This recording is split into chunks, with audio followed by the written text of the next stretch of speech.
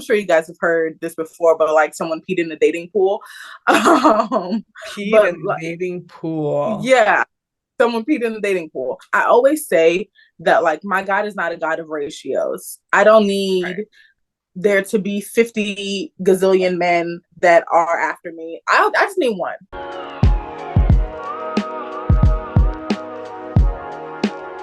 What's up, fam? Welcome back to our channel. My name is Tim. This is my beautiful wife, Pauline, and you are tuning in to another episode of the W Podcast, where you get wisdom in the world with the Wheelers. Hey, so we are so excited. This week we have a special guest, Alyse Grant. And I'm telling you, this episode is going to be phenomenal. We're talking about everything from going on dates and not giving your heart away too much.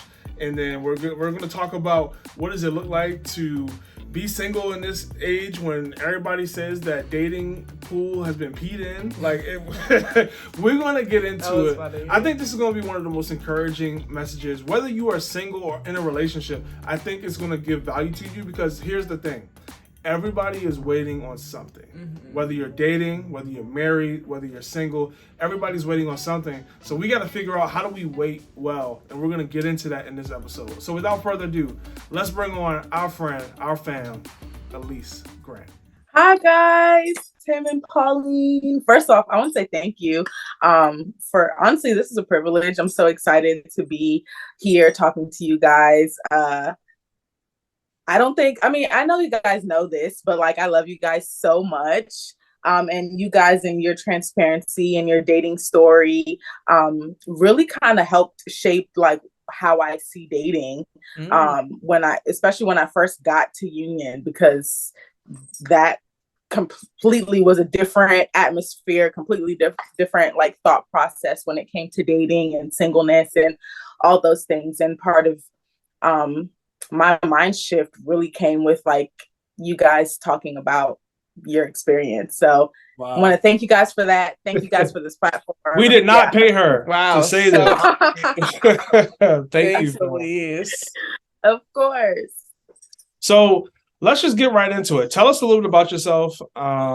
People are curious, I'm sure, because I gave like a halfway intro. So let the people know a little bit about you. Okay, so my name is Alyse. I am 30 years old. I am a government employee by day and a interior decorator by night. Nice. Slash by weekend, slash by during the day, but don't tell my job. Notice the setup she got going on, y'all. It's very very posh. Thank you. And honestly, the interior decorating really is something I'm super passionate about. I want to be like most people and say, oh, I just fell into it. But honestly, it's one of those things where like you realize like God has kind of been orchestrating this like your whole life.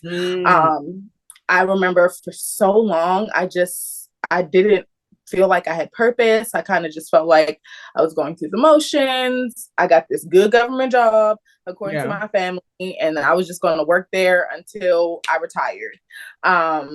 But that it just felt off. It just felt like, okay, I'm learning about purpose and I feel like this ain't it. And then, COVID happened and was stuck at home, and really got to be introspective. Went through like a kind of difficult season at the beginning of COVID where I end up living by myself unexpectedly.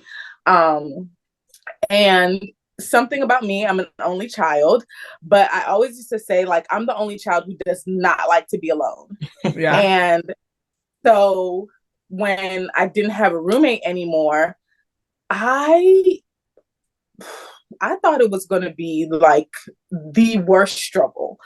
But it ended up being such a learning experience, and I really got so much closer to God during that time. And I feel like that's when he started revealing to me like, okay, like this is something that I want you to focus on. This is something that I want you to do. And when that clicked for me, doors just started opening, and I haven't paid anybody to necessarily market my business or anything like that. But literally since I started in 2020, I haven't not had a client. Wow. And I honestly, well, I not even I believe, I know, like, with everything in me, that that's literally only by the grace of God. Right. Yeah, some of the jobs I've been able to get, like, I don't know what I'm doing for real, but people have been trusting me, and it's been coming out great. And yeah, so here I am. I love that. You said a lot of interesting things that I want to dive into, that I think a lot of people can relate to. So you talked about the beginning of COVID. You were kind of struggling. First time really, well, not first time being alone, but you were alone and you were Didn't want to like, be. I don't really like this. But then it turns out it was a great time for you to be with God. And I feel like a lot of people that are single, not single, a lot of people haven't had that time in their life where they're alone, Yeah. where there's nobody by themselves. And I really feel like, honestly, every Christian should probably have that time where it's just them and God. Right. Yeah. So valuable. And you even shared that, like, you know, you got so much closer to the Lord during that time. And I think that it's so funny because you're talking about a roommate leaving and having like that vacancy in your apartment. But I think so many of us listening have like a vacancy in our heart and in our time where it's like, okay, well, it's the first time I haven't had like a boyfriend or a girlfriend in a long time. Not that you intentionally got in that situation, but I was like, okay, I'm always just used to having somebody there. And even for you as an only child, I know like some people who are only children love being by themselves, but then some of them hate it because they were by themselves all the time when they were growing up. And it's like, I don't want to do that anymore. But yeah, I think that's such a lesson. That's something that people can really, you know, those who are listening, like you can really take to heart. Like, like, have you had that like that vacant time in your life where it's just you and God? And if not, like why? Sometimes we have those vacancies and we get really frustrated because it's like, all right, Lord, like, fill this up. Like, what's going on? And answering my prayers. And God's like, I need you to be with me right now. And I have some things I want to tell you that's going to make your life better. And help you walk in your purpose. Because I think a lot of times, you know, people don't even really want to be busy or like be in relationships. They just don't want to be by themselves. So like, I think COVID was like that big realization for a lot of people was like, oh, well, I'm so used to just like ripping and running all the time. I haven't really sat with myself and sat with God in a long time and being kind of forced to have that. So I love that, you know, you were mature enough and took those cues to like slow down and like, all right, let me see what God wants to say and why this is happening, instead of like going crazy trying to find a roommate and like, I must fill this. Like, Now we try on this podcast to not be churchy or not say things that may be over spiritual, because we know everybody that watches or listens may not even know God. So you hear people say, yeah, it was just me and God. I was alone. We were spending time. Like for you, what did that look like? What did that mean? Because we're telling people everybody should have that time, but what if they're like, I don't even know what that means? Right. Yeah. So honestly, I feel like, man, my prayer life was thriving. I was so consistent. And, you know, we're here, we're being real, we're being honest. Like, when things pick back up, before COVID happened, it's like you get so busy with life, with work, with school, with family, with friends, with everything, that sometimes inadvertently your prayer life takes a back burner, or just like your quiet time. Like, I just remember like waking up and spending hours like reading my word, journaling, writing out how I was feeling, and just really pouring out my heart to God. And so that's what that time looked like for me. I was just really dedicated to just like being an equal, well, not equal, but being a partner in my relationship with God, not just being reactive in my relationship, but really like, no, I want to get to know you. I want to spend time with you and really enjoying that time. Like, I think something that people have been saying a lot lately is like, romanticizing things, but like I really was romanticizing my relationship with God. Yeah. Like I'm talking about every morning we lighting candles when we talking, like we're getting our fancy glass of water and ice. Like, so I think I was just really wanting to make sure that like I was spending just like quality time during that time. Yeah, no, that's dope. And I've heard a pastor say similar things like, first thing he does in the morning is spend time with God, but really the first thing he does is brush his teeth, gets dressed. Like he wants to go into the presence of God at his best. So I think that's amazing.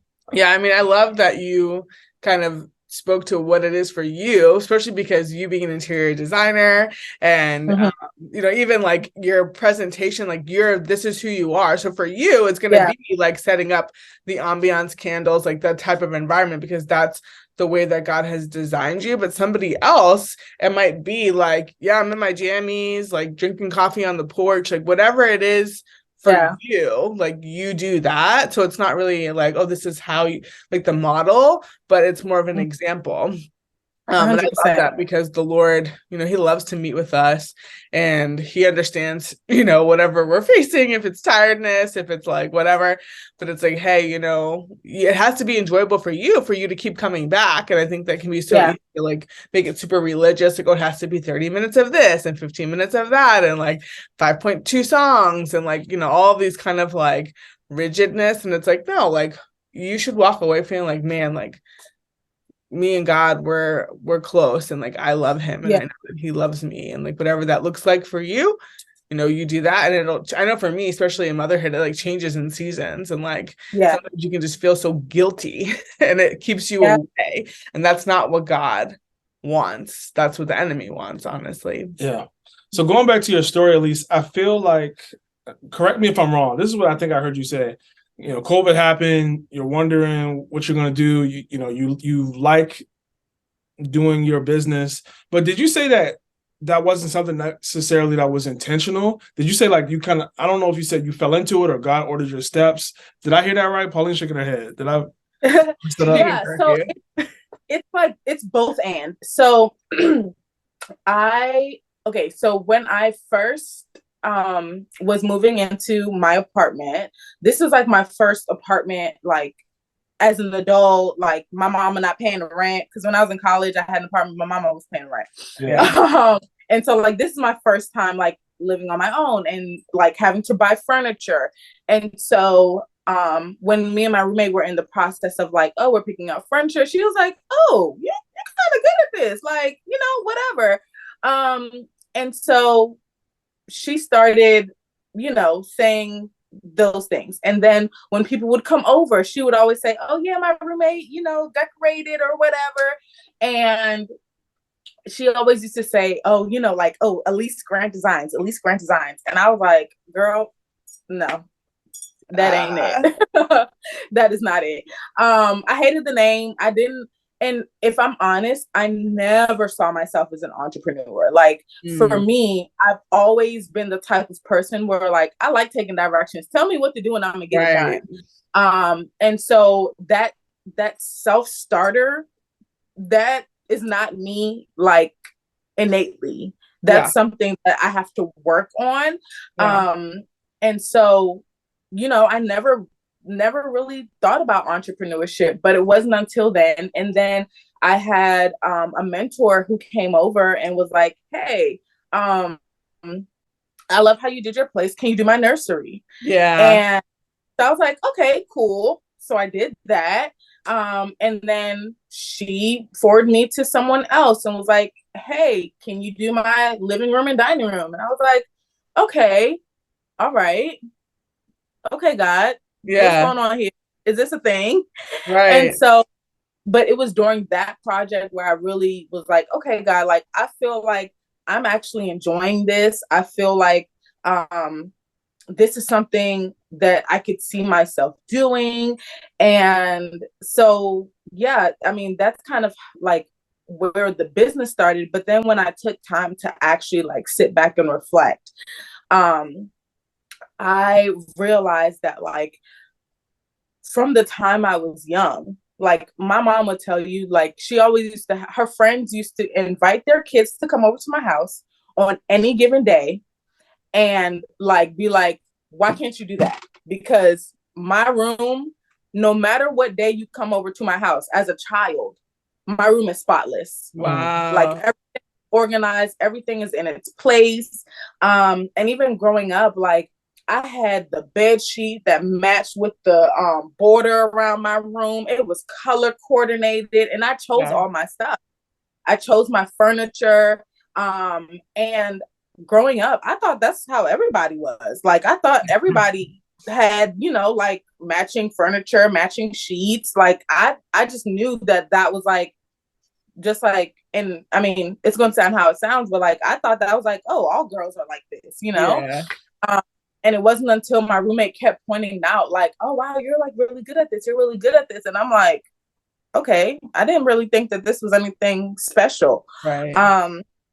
But also, you know, my dad's a carpenter. So I grew up going with him on his job sites and seeing him, you know, like do renovations, and he built stuff in our own home. And then even when I was in college, I literally could not fall asleep if HGTV was not playing in the background. And so it's like all these things in that your brain. Yeah, like all these things that I thought were so insignificant.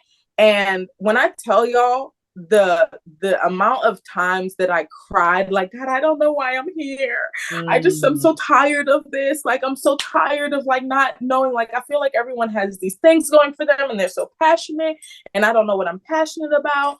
And then for me to like look back and be like, dang, God, you really was planting seeds all along.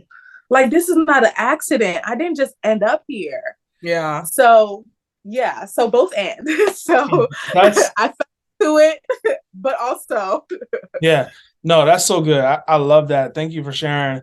And yeah, it sounds like you said, along the way, God was just ordering your steps and you were just taking it step by step. You didn't do your mentor's nursery and you're like, now I know this is my call, no. my purpose. And the reason why I wanted to ask you that is because I'm curious from your perspective. It seems like it's harder for us to believe that God orders our steps when it comes to our dating life and us getting married compared to our purpose or compared to whatever it may be. Like, do you agree with that? Like, is that something that seems harder? It looks like you hit a nerve. If y'all aren't watching on YouTube, for those of you who are listening, you got to get these facial expressions. Oh my God. On today. No, you literally struck a nerve. Okay. Yes. I think it's and I think I don't even know that I would say it's easier, because I think sometimes like we forget what that process of discovering our purpose was like. I'm so thankful that right now I hope that I never forget. I pray that I never forget. But I'm so thankful that right now I remember what it was like crying and really being desperate to find purpose and figuring it out. But when it comes to dating, because I am still in that space of like, God, the math ain't mathing. I know you say it's plenty of fishes in the sea, but it's looking like they all coming up dead. Like, not the Dead Sea. I don't see it. Mm-hmm. But I know that there was a time where I didn't see my purpose, and you were aligning it all along. Yeah. So I think, that's so good. I think that is like, even right now, I'm seeing that revelation of like, yeah, God, like I definitely did not see this coming. If you would have asked me 5 years ago, would I be doing interior decorating? Would I be an entrepreneur? Would I be doing any of this? I would have told you, girl, no, I ain't doing that. I'm not. Yeah. No, I'm not working for myself. Like, that's too much work. Right. I'm not doing it. And so I know that one day that will be the story of my dating life. Like, I ain't see this man coming. Like, you know, like, but all along the way, God was ordering my steps. Yeah. Yeah, that's so good because I think it's so easy for us to compartmentalize our lives and think like, oh, God did this in my career and he did this in my health and he did this in my finances. But when it comes to my relationships, like, God, where are you? Like, you haven't done anything. Like, all I've seen is bumps. All I see is this and that. And like, what's going on, but it's remembering like the same God of your career, of your business, of your friendships, like of your passion is the same God of your dating life, of your future marriage. And it's so hard. It's not just a dating thing. Like that happens to all of us. Like even we say like everybody's waiting on something. Oh yeah, constantly, like at every stage. And I think it's so important, like you said, for us to remember the seasons that we've been through and knowing, okay, I remember when I cried over my purpose and look where I am now. And like, if I'm crying over my dating life now, like it's okay. I won't be here forever. And it doesn't negate the tears and the pain and the confusion that you're feeling, but it's just knowing it won't last forever. And like the Bible literally says, like weeping may endure for a night, but joy comes in the morning. I don't love that verse because like it's like an 8 to 10 hour period, and I'm like, Lord, it's the morning. Like it's literally the natural morning. It's been enduring for several nights. Yeah, exactly, like decades. But our time is not God's time. That's real, and I feel like that's one of the tensions of being a Christian is in our head knowing that God is for us and that God has ordered our steps in other areas and will do it in whatever area we're waiting for. But at the same time, being in the present and having to deal with that pain of the reality of what you're believing for not being where you are currently. Yeah. That's something we're still trying to figure out in our own life, and trying to walk through every day. So for you, like right now, because you're single, you're in it, like, is there anything you're doing on a practical tip that's helping you just continue to believe God and wait for that time in your life to come? Yeah, I mean, I think honestly, I am just in a season where I'm really just trying to renew my mind. Jesus, once I haven't been in a relationship since 2014 at this point, and it is 2023. Y'all do the math.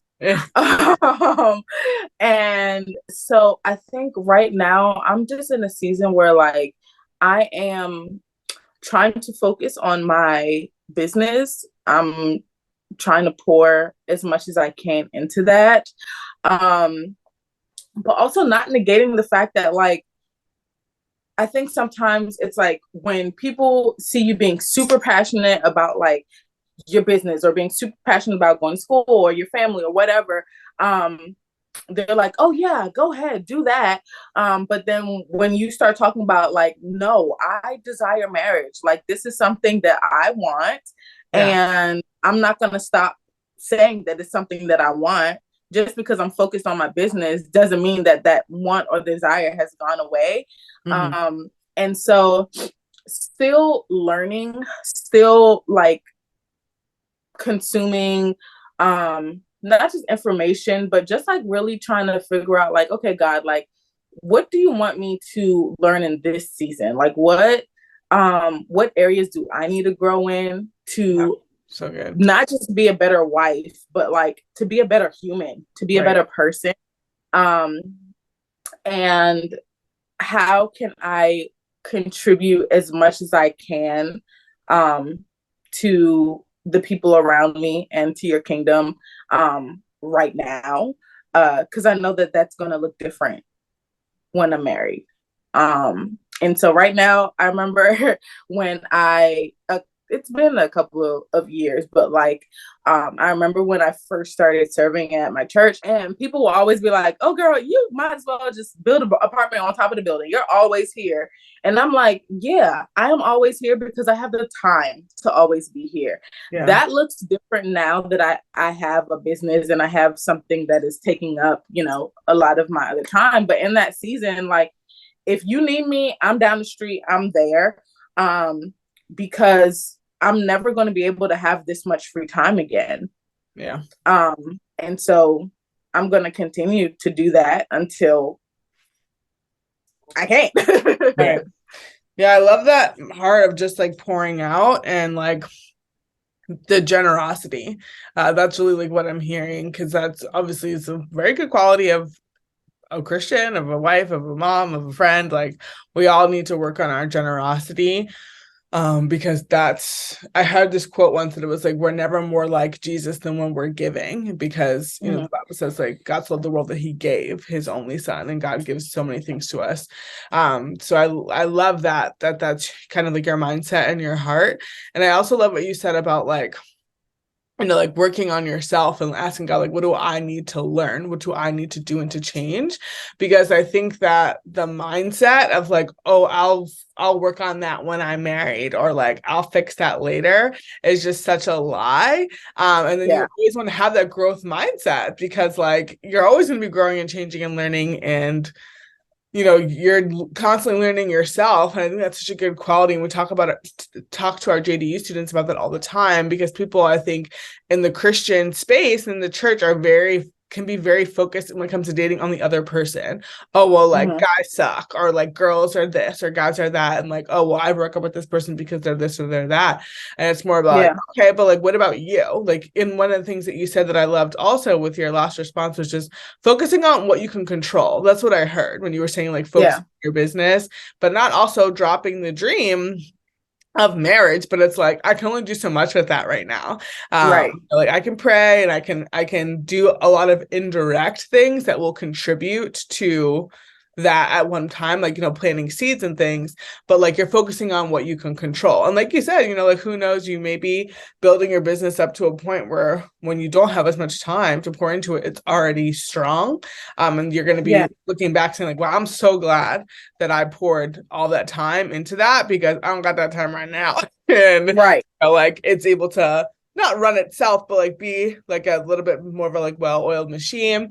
So I love that, just for our listeners, you know, focusing on what you can control. Like, sure, maybe you can't, you know, make a man poof out of the sky, or make a girl a woman in the backyard, but you know, you can work on yourself, and you can be the best, you know, like brother or sister or friend or aunt or uncle or worker, you know, that you can be right now. And like I always remember, you know, that verse whenever I feel like, God, like you're giving me this impossible task, like how am I supposed to do this, and you haven't given me what I need to do it. And like the verse that says that God gives us everything that we need for life and godliness. And like I'm like, okay, Lord, if this is true, help me to see what you've already given me to do what it is that you've asked me to do. And like sometimes people may not see the connection, sometimes I don't see the connection, but like you said, like, okay, well, I'm going to do what I can right now, focus on my business right now, because that's what I have. Like I can't do anything more. And so many times we're like waiting on God to do stuff, but he's like, I'm waiting on you. Like I've given you, like, and like you said something earlier about partnering with God, which I love that. You know, like remember, like we have a part to play, God's a part to play. And usually if things are not going right in our life, it's not because God's not doing his part. It's just like we're doing ours. I think perspective is everything. That's kind of what we're talking about. Especially with our faith. Like if you don't have the right perspective, it's going to be hard to make it through a season of waiting on anything. You said something earlier about you haven't been in a relationship since 2014. And I'm curious, is there a stigma around not being in a relationship for a long time? Because I think that's a wrong perspective there, if there is a stigma. Because honestly, there's some people who've been in a relationship every year since 2014, and their life is more broken, more destroyed. Like there's not been any positive ramifications from that. So I'm just curious, like, what is that like in the dating world? Like, is that something that's a negative red flag or anything? Yeah, I mean, I definitely feel like people have a negative perception of like what that means, what that looks like. It's like, okay, what's wrong with you? Like, you know, and I will say it's not like I haven't been dating. It's not like I haven't been putting myself out there. It's not like I haven't been going on actual dates, or talking to people over extended period of time. It just hasn't gotten to that next level where it's like, this is going to be a relationship, or this is something I'm willing to commit my time to. I've had people, like when I tell people like, oh, I have been single since 2014, and they're like, oh, like, you know, taken aback by it. Like you're a leper or something. Like, goodness gracious. Right. Like, ain't nothing wrong. Well, you know, I ain't gonna say ain't nothing wrong with me. It's something wrong with all of them. Right. But I definitely think that like someone joked and said, and I mean I'm sure you guys have heard this before, but like someone peed in the dating pool. Peed But in the dating pool. yeah, someone peed in the dating pool. Um, and so it's like if you really sat down, and I think if we're being honest, at the end of the day, like I always say that like my God is not a God of ratios. I don't need there to be 50 gazillion men that are after me. I just need one. Right. I just need to connect with one person. But if we sit down and if we're looking at how the world looks at what's going on in dating right now, if we look at the statistics, especially when it comes to Black women,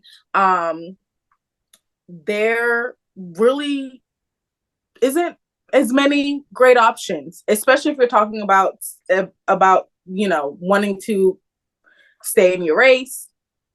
There really isn't a plethora of options. Mhm. Some could say that you're closing off your dating pool, and so it's kind of just like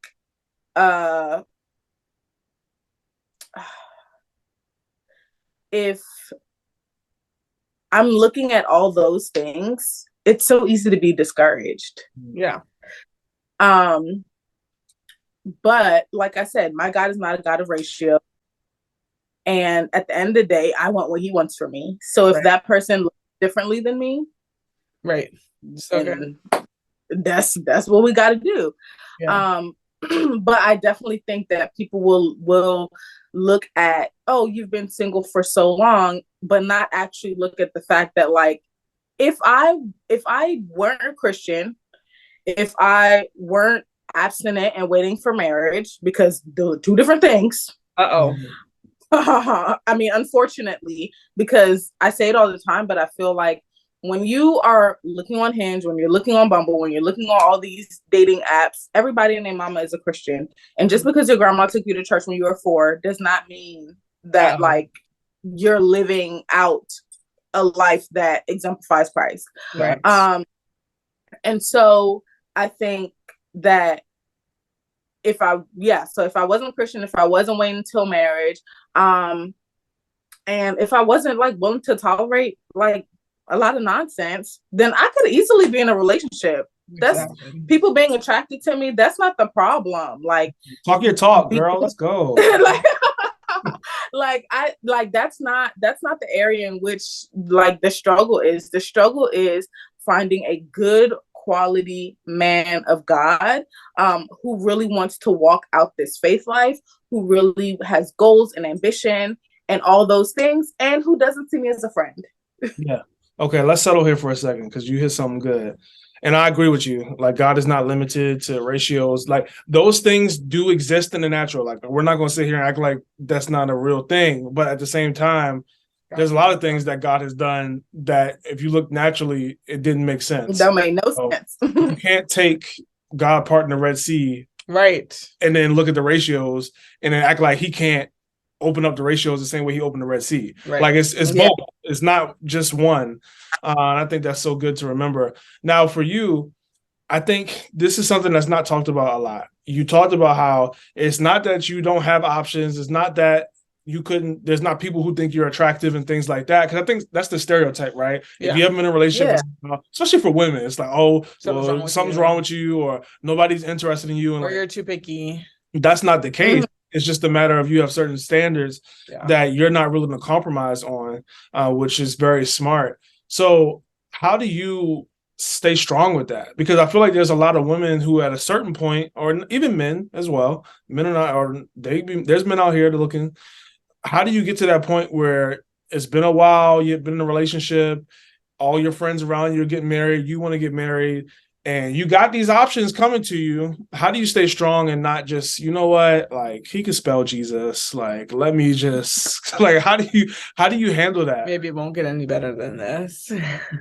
Listen, I mean, and I will say, and I will be honest, it's not easy because I think like after a couple of dating disappointments, because it's like it really is disappointing. It's not fun. Yeah. Like, I mean, if you enjoy like the whole dating thing, then round of applause to you. Like, I wish I was like that.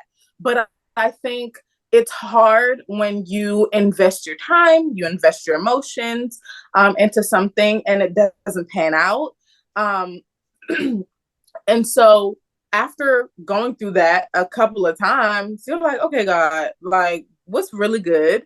And then I'm not going to lie and say I haven't talked to someone a little longer than I should have when I knew that this wasn't going to go nowhere, or you actually you don't have a relationship with God for real. Like, it's a facade or whatever the case may be. And so, but I think even in those moments, one, I'm grateful that I have the Holy Spirit and I hear his voice and I understand when he's speaking to me. And like I said, we're going to be open and transparent, even when I ignore him the first couple of times. But I'm grateful that he's there and he doesn't give up on me. I'm grateful that he's always showing me and reminding me, like, sis, this is not what you know that this is not it. Yeah. You know that there's better. And you know, honestly, that you're better off by yourself than to be dealing with this long term. And so I think for me, it's like, I just love how God is like, even when you do stay in that thing for too long, he uses it to remind you of like, this is why I want you to wait. Yeah. This is why someone who does not love me cannot love you well. Yeah. So yeah, I love that. I feel like what you're describing to us is like your literal journey with God. It's not just about the highs of like, oh, I met somebody great and like God led me to him and like happily ever after. It's like, no, like God was with me in the disappointments too. God was with me in the valleys. And yeah, I really wanted this guy to work out. And like, as I got to know him more, and realized that that was not, it wasn't what I was hoping it would be. And like the Lord walked me through that. And he, we went and where like, this is the end. Like we gotta cut this off right here. And I think that it is so transparent. I want to thank you for sharing that. Yes, because there's a lot of people, and myself included, in the past, like you talk to somebody longer than you you got no business. So that's something that most people do than they talk about. Yeah, and like I think it also just shows the kindness of God, like you sharing that. Yeah. It's like, I mean, when you were describing it, I was just thinking about children and their parents and like how many times do our parents would tell us, put the dishes away, clean up your room. Like, you don't be doing it on the first time. Like it takes a lot of coaching and a lot of repetition. And like the Lord, of course, is our Father and we're his children. And he's doing that with us as we are figuring out life. Like it applies in every area. There's jobs that I've stayed at longer than I needed to, and I just wanted to make it work, and God was like, this is not it. And it's the same, it's just a practice of honestly like hearing God's voice.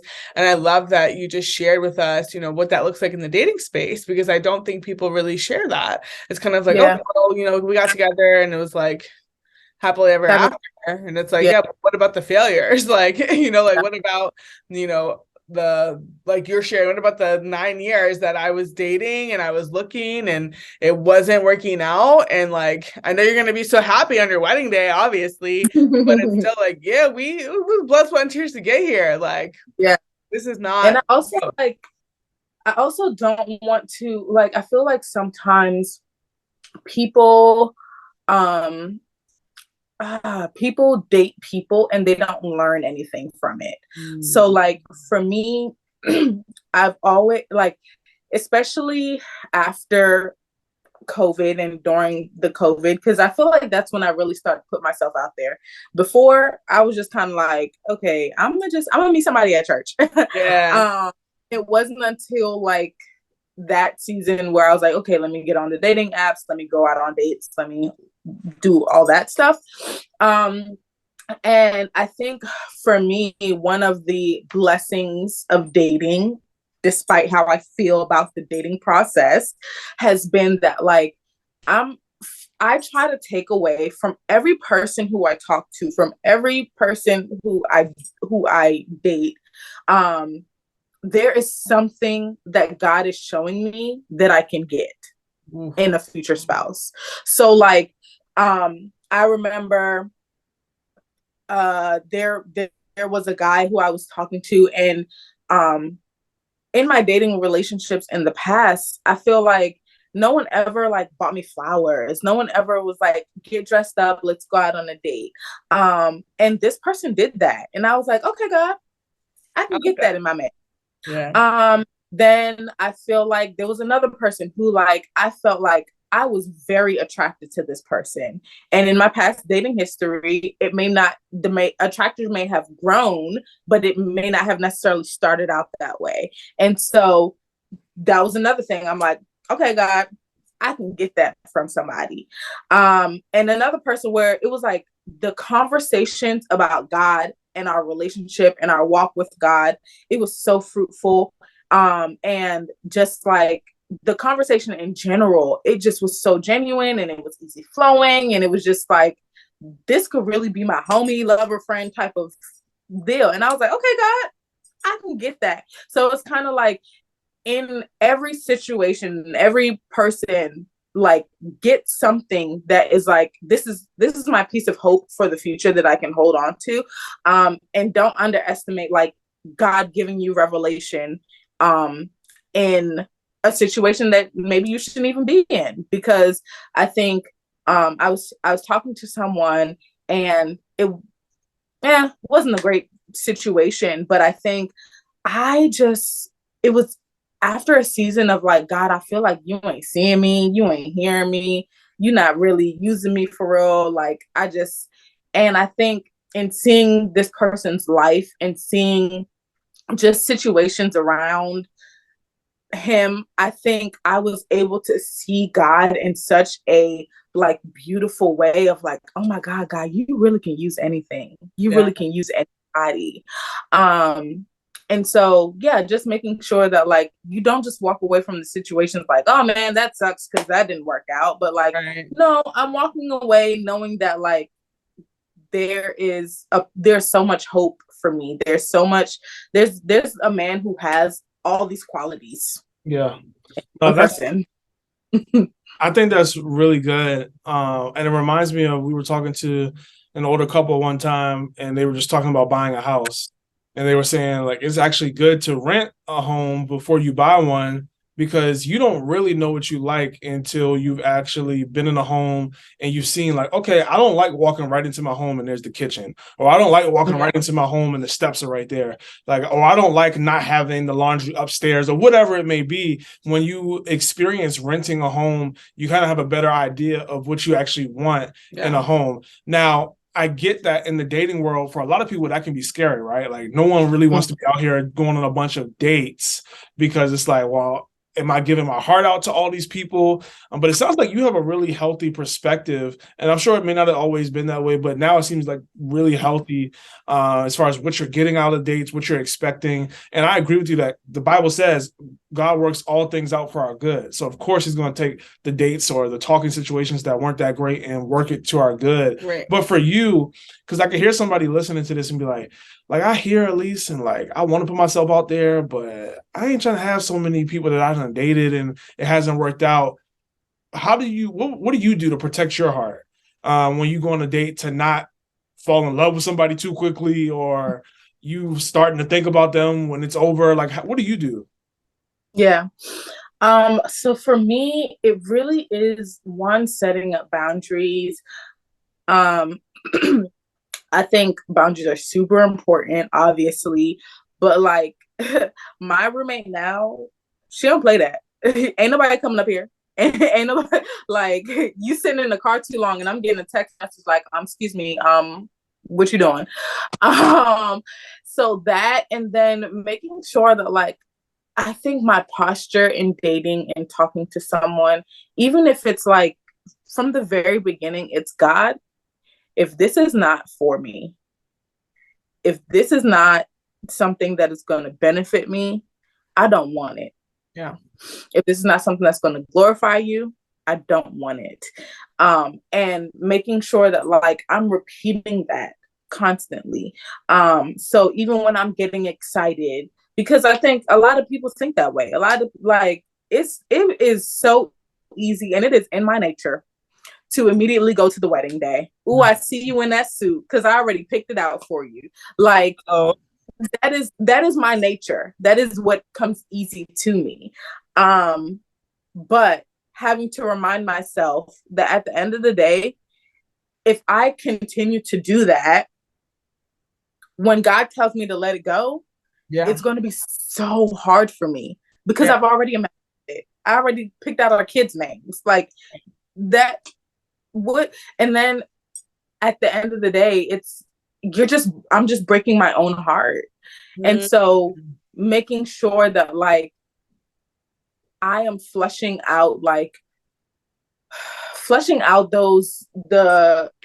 what ifs and the imaginatives until there's solid evidence. Like until there's like we have decided like we're gonna go forward with this and it's gonna be you, me, and God. Then I'm not going down that rabbit hole because that rabbit hole ain't gonna do nothing for me but get me stuck here. That's so good. I love that you were sharing about, having constant or consistent surrender to God. Because like just because you surrendered for the first date doesn't mean that, you are good for the next 6 months. It's like, no, like God, like constantly like, oh, I had a really good time, but Lord, if this is not for me, then take it away. Or like, he just told me he loved me. Like, that's great. I think I love him too. But Lord, if this still isn't for me, like, take it away. Right. That was something that was so helpful for me in our dating process was like having an open hand, like literally until the wedding day. Like, Lord, like, I really want this to work out. Like, I really, really do. But if it's not for me, like if it's not in your will, like take it away. And I love also what you said about like realizing that you're just breaking your own heart.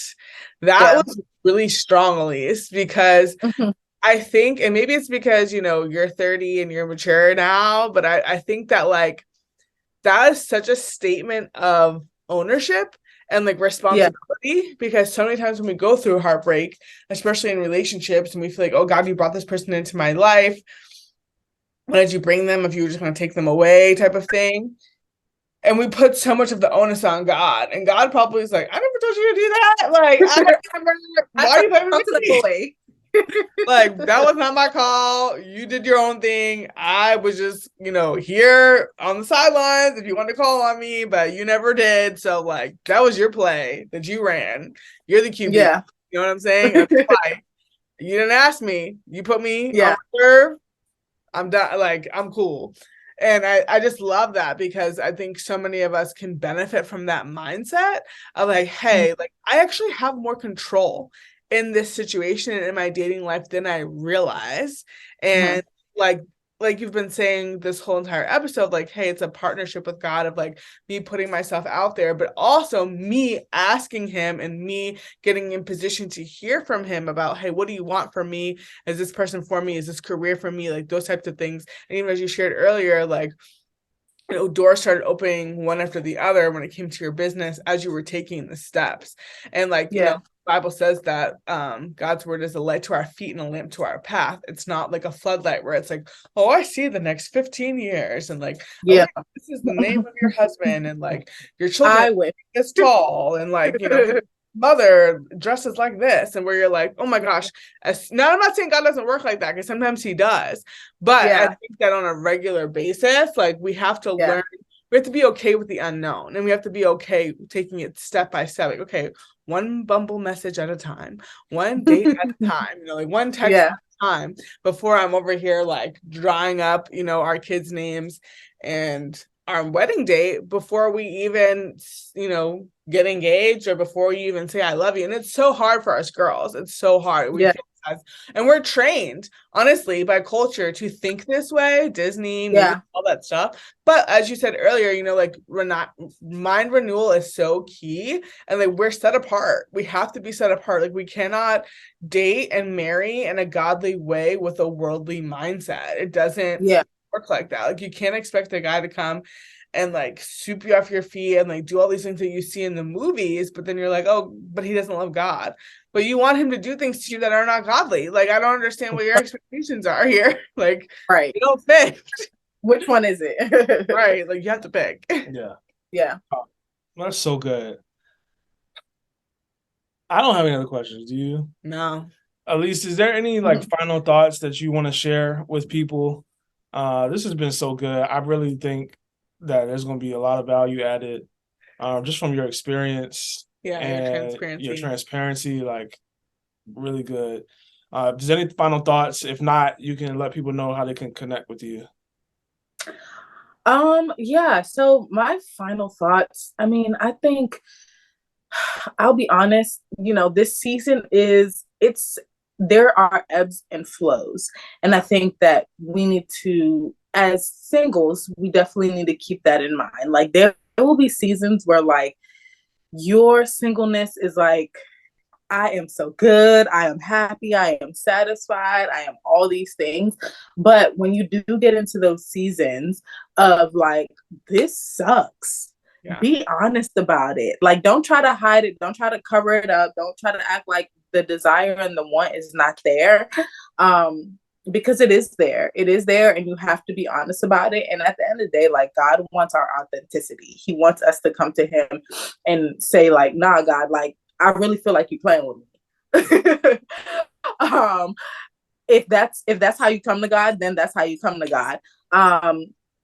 But also like remembering that like God is not cruel. Like he loves us so much. And I just refuse to believe that like he would really play me like that. Like he's not gonna put this desire on my heart, and like this vision for my future, and then turn around and be like, yeah, no, I was just playing with you the whole time. Like, I know I gave you what to want, but it's really not for you. And so I just think that keep that in mind. Keep in mind that like, if God has given you this desire, that in due season it will come. And while you're waiting, make the best of your current season, because like Tim said earlier, like you're always going to be waiting on something, whether it's a promotion, whether it's a child, whether it's this or that, you're always going to be waiting on something. So maximizing whatever season you are currently in, and honestly, like I know it doesn't technically work this way, but like showing God, like, I'm good, I can handle where I'm at, I can handle where you've placed me in this season. And so, he who's faithful with little is going to be faithful with much. Like if I can steward everything that I currently have on my plate, when you bless me with more, I can handle that too. Yeah. So good. Love that. So I'm sure there's a lot of people who are trying to connect with you. They're like, look, I need to get my room looking like that. Or maybe some look, I need to get her as my wife. Like, I don't know what people thinking. So why don't you just let us know how we can connect with you? Yeah, so you can definitely find me on socials. I have 2 Instagrams, my business, my personal. So if you're looking for business, it's at The Granted Home. And if you are looking for personal, it's OH_my Wonderland. So yeah, you can definitely find me on there, hit me up on there. Yeah. Is there a website or anything, or just the gram? Yeah, so it is www.thegrantedhome.com. Cool. Definitely check her out if you're looking to sprouse your home up, your office, whatever it may be. And fellas, if you actually love God, you can spell Jesus and know something about him. Listen. Okay. He's your friend. She is single. To him. Yes, I am. Yeah. This has been another episode of the W Podcast. We'll see y'all next week. Bye. Thanks for watching this video. To get more Christian relationship advice, subscribe to our channel. And make sure you check out our other videos as well.